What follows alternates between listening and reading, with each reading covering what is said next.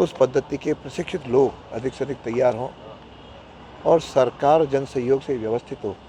सजाइए खुद को ऐसे आभूषणों से जिनसे प्यार करने का मन करे। तनिष्क प्रेजेंट्स धरोहर। इस दिवाली आइए और पाइए 100% एक्सचेंज वैल्यू पुरानी गोल्ड ज्वेलरी पर, चाहे वो किसी भी ज्वेलर से खरीदे गए हों। Tanishq Jewellers, India Motor circle.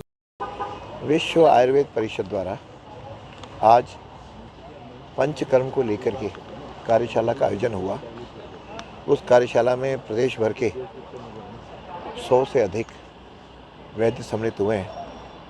वास्तव में ये पंचकर्म पद्धति व्यक्ति को निरोगी और स्वस्थ बनाने में बहुत अच्छा कदम है, व्यवस्था है, और जिसके कारण से व्यक्ति स्वस्थ रह सकता है। और उसके लिए सारे वैद्य भी यहाँ पे प्रशिक्षण लेंगे। उस पद्धति के प्रशिक्षित लोग अधिक से अधिक तैयार हों और सरकार जन सहयोग से व्यवस्थित हो, तब जाकर के इसका आगे बढ़ पाएंगे। और पिछले वर्षों से जब से केंद्र में स्व की समर्थित सरकार आई है, तब से लोगों की आयुर्वेद में विश्वास भी बढ़ा है, क्योंकि इसमें किसी प्रकार के कोई साइड इफ़ेक्ट्स नहीं होते।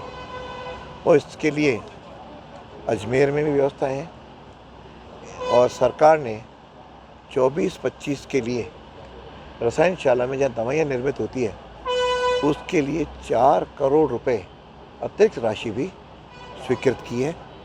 और अभी ये अजमेर में व्यवस्था कायड़ में है। मैंने निदेशक को कहा है कि यह रसायनशाला में भी पंचकर्म की व्यवस्था करें।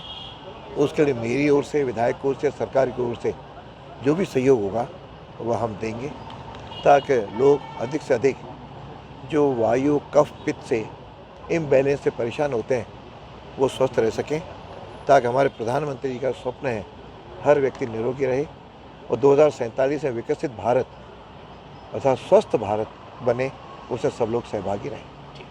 आयुर्वेद में 5000 साल पहले भी जो स्पेशलिटीज़ मेंशन थी उसमें नेत्र विशेषज्ञता ऑलरेडी थी, बट समय के साथ क्या हुआ कि ये विषय अनएक्सप्लोर्ड रहा है। सबसे कम एक्सप्लोरेशन इसी विषय में हुआ है।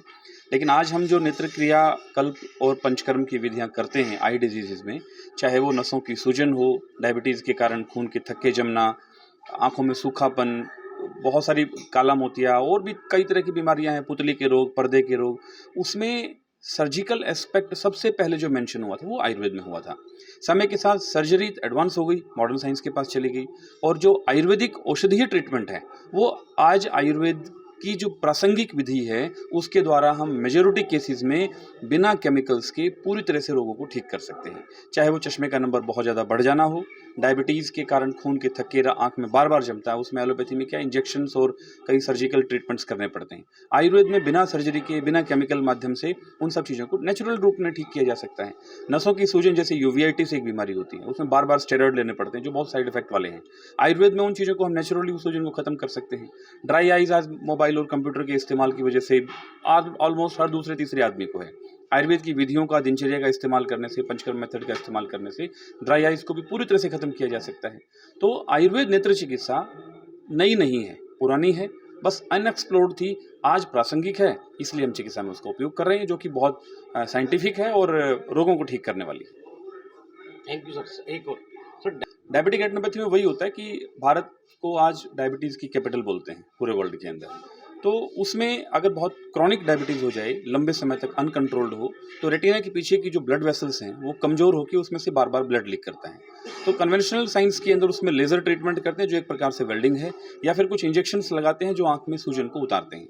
आयुर्वेद में वही सब टारगेट नेचुरल मेथड से, शिरोधारा के माध्यम से, तक्रधारा से, नेत्र क्रियाकल्प से, तर्पण से और औषधियों के द्वारा हम बिल्कुल निश्चित रूप से ये मान के चल सकते हैं कि अगले 20 साल तक, आज अगर हम उन मेथड्स को अपना लें तो अगले 20 साल तक भी डायबिटिक रेटिनोपैथी का प्रभाव ना के बराबर रहेगा। भले पेशेंट को डायबिटीज़ हो, लेकिन वो कंट्रोल में होनी चाहिए।